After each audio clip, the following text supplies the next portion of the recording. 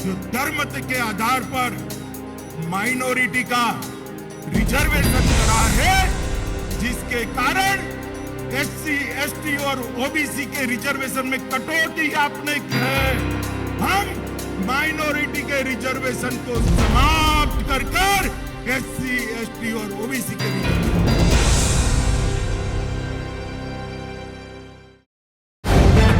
The live TV, सच सबसे आगे। भाजपा के दो बड़े चेहरे प्रधानमंत्री नरेंद्र मोदी और गृह मंत्री अमित शाह के इशारों पर भाजपा शासित राज्यों में तो मुसलमानों के साथ गैरों जैसा सलूक होता ही है दोस्तों। अब अमित शाह के ऐलान के बाद ये पता चल गया है कि बीजेपी तेलंगाना के साथ भी यही करना चाहती है, उसकी मंशा यही है। तेलंगाना से मुस्लिम कोटा खत्म करने का ऐलान अमित शाह ने किया है। उन्होंने कहा है कि अगर बीजेपी की सरकार तेलंगाना में बनती है तो अल्पसंख्यकों यानी माइनॉरिटीज का जो रिजर्वेशन है वो बिल्कुल एक सिरे से खत्म कर देंगे। नमस्कार दोस्तों, मेरा नाम है जयंती झा और आप देख रहे हैं द लाइव टीवी। बीजेपी को मुस्लिम समुदाय फूटी आंख नहीं भाता है दोस्तों, ये अभी तक तो चलिए पता था, लेकिन अमित शाह के ताजे बयान से ये बात पता चल गई है कि बीजेपी असल में चाहती क्या है, वो असल में करना क्या चाहती है पूरे देश भर में। दोस्तों, तेलंगाना में बीजेपी की सरकार नहीं है और वहां 2023 में चुनाव होने वाले हैं, जिसके चलते अमित शाह जी तेलंगाना पहुंचे चुनाव के एवज में और वहां मंच पर खड़े होकर उन्होंने टीआरएस सरकार को चुनौती देते हुए काफी बड़ी बड़ी बातें कही हैं, जिनमें से एक सबसे बड़ा बयान जो उन्होंने दिया वो ये दिया कि तेलंगाना में अगर भारतीय जनता पार्टी की सरकार बनती है तो जितने भी अल्पसंख्यक समुदायों यानी माइनॉरिटीज को आरक्षण मिलता है सरकार द्वारा, उनका आरक्षण खत्म करके एससी, एसटी, ओबीसी को वो आरक्षण दे देंगे। स्क्रीन पर आपको डेक्कन क्रॉनिकल की खबर दिखा रही हूं दोस्तों, ये खबर आप देख पा रहे होंगे। इस खबर के मुताबिक अमित शाह ने कहा है कि अगर बीजेपी की सरकार बनी, धार्मिक आधार पर लोगों के लिए सभी आरक्षणों को हम समाप्त कर देंगे, जिसका मतलब ये है कि मुस्लिम और दूसरे धार्मिक अल्पसंख्यकों का आरक्षण खत्म कर दिया जाएगा। इस तरह के आरक्षण ने दलितों, आदिवासियों और ओबीसी यानी अन्य पिछड़ी जातियों जैसे सामाजिक रूप से पिछड़े समूहों को नुकसान पहुंचाया है। इसलिए एक बार भाजपा द्वारा अल्पसंख्यकों के लिए आरक्षण को समाप्त कर दिया गया ना, तो मुक्त होने के अवसर जो हैं एससी, एसटी और ओबीसी श्रेणी के लाभार्थियों को ज्यादा लाभ पहुंचाएंगे। दोस्तों, सबूत के तौर पर आपको अमित शाह का वीडियो भी मैं दिखाना चाहूंगी। मैंने निकाला है आपके लिए ये वीडियो भी आपको दिखा देते हैं, जिसमें उन्होंने एकदम चौंकाने वाला बयान दिया है। ये वीडियो देखिए आप। जो धर्म के आधार पर माइनॉरिटी का रिजर्वेशन करा है, जिसके कारण एससी, एसटी और ओबीसी के रिजर्वेशन में कटौती आपने की है। हम माइनॉरिटी के रिजर्वेशन को समाप्त कर एससी, एसटी और ओबीसी के रिजर्वेशन को बढ़ा देंगे। जी, तो इसी से समझिए कि बीजेपी की नजर में माइनॉरिटीज की क्या इज्जत है और माइनॉरिटीज इनकी सरकार के अंतर्गत कौन से स्थान पर आते हैं, कौन से लेवल पर आते हैं। ये कह रहे हैं कि हम एससी, एसटी, ओबीसी को पूरा रिजर्वेशन देंगे, मुसलमानों से छीनकर, बाकी माइनॉरिटीज से छीनकर। देश में तो बीजेपी की सरकार है, फिर ओबीसी के आरक्षण पर हंगामा क्यों मच रहा है, ये पूछना चाहूंगी। जगह जगह उनको पूरा आरक्षण मिलने की मांग वो क्यों कर रहे हैं, ये तो बताएं अमित शाह जी।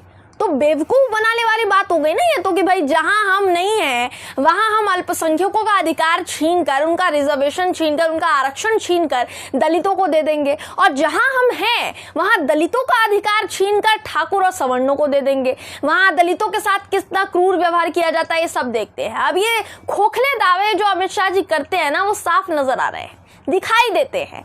इनको पहले उन राज्यों की जनता से पूछना चाहिए जहां भाजपा की सरकार है और जनता त्रस्त है इस वक्त। गृह मंत्री तेलंगाना पहुंच तो गए, लेकिन वहां जाकर इन्होंने केवल और केवल झूठ बोला है, झूठ परोसा है।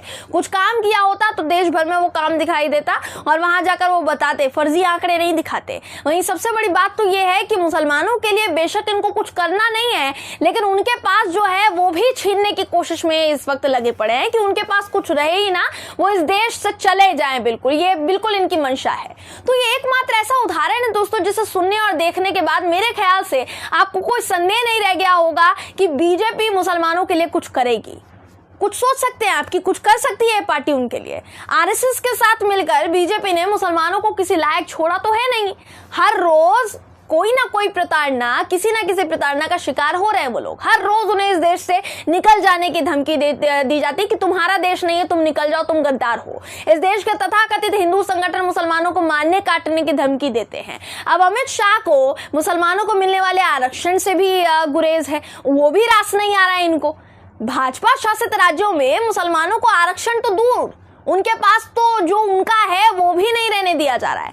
कभी उनकी दुकान तोड़ दी जाती है, कभी उनके घर को अवैध बताकर उसको तोड़ दिया जाता है, उनके कमाई का साधन उनसे छीन लिया जाता है। ऐसे में आप खुद सोचिए ना कि क्या तेलंगाना में बीजेपी के आने के कोई चांसेस नजर आ रहे हैं दोस्तों? क्या तेलंगाना की जनता बीजेपी को एक्सेप्ट करेगी, स्वीकार करेगी?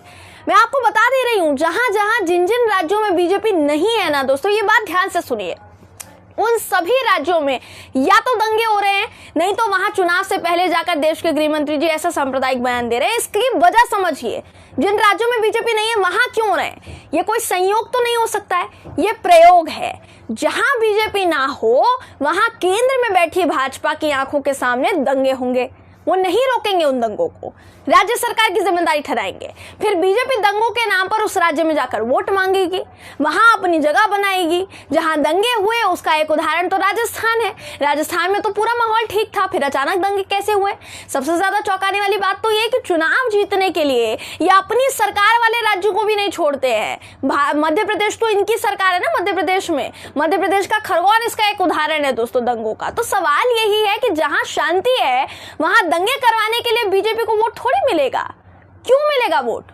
बीजेपी जिन जिन राज्यों में, उन राज्यों के हालात देखने के बाद तो बीजेपी की सरकार बनाने से पहले जनता 10 बार सोचेगी, सवाल ही पैदा नहीं होता है। इसलिए अमित शाह जी तेलंगाना जाकर जो ये खोखले दावे करके वापस आए हैं, उससे ये अपना काम खुद बिगाड़ कर आए दोस्तों। अल्पसंख्यकों पर चोट करने वाली सरकार ज्यादा दिन तक नहीं टिकती, है इतिहास रहा है। वहीं तेलंगाना के दलितों की आवाज उठाने के लिए अमित शाह जी मुसलमानों को दबाने के लिए तैयार है। वहां गए थे मुसलमानों को दबाने के लिए, लेकिन दलितों ने तो कुछ कहा ही नहीं है। वहां के दलितों ने, मेरी नजर में तो ऐसी कोई खबर नहीं है कि तेलंगाना में उनको पूरा आरक्षण नहीं मिल रहा है तो मुसलमानों का आरक्षण छीनकर हमको दे दो, ऐसा दलितों ने कहा है तेलंगाना के। अमित शाह जी को पहले यूपी और मध्य प्रदेश जैसे राज्यों पर फोकस करना चाहिए, जहां दलित पिछड़ों को घोड़ी चढ़ने पर जान से मार दिया जाता है। तो पहले अपने राज्य में सब कुशल मंगल कीजिए ना महाराज, उसके बाद दूसरे राज्यों को जीतने का सपना देखिए आप, उसके बाद दूसरे राज्यों में जाकर वादे कीजिए, क्योंकि यही बेहतर होगा। यूपी में दलित समाज से अगर कोई दूल्हा होगा ना दोस्तों, मैंने आपको खबर दिखाई थी, उसे घोड़ी चढ़ने के लिए पुलिस सुरक्षा की जरूरत मिलती, जबकि वो जवान है, वो सेना का जवान है। वहीं मुसलमानों के हालात तो बद से बदतर बनाए हुए हैं ही।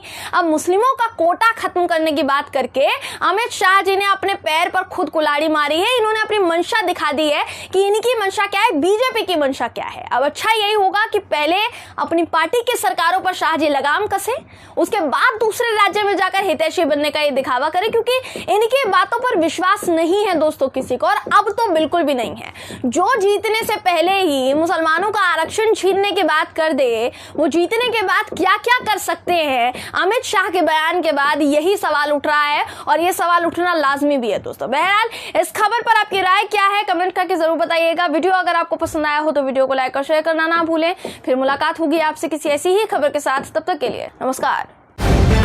द लाइव टीवी, सच सबसे आगे।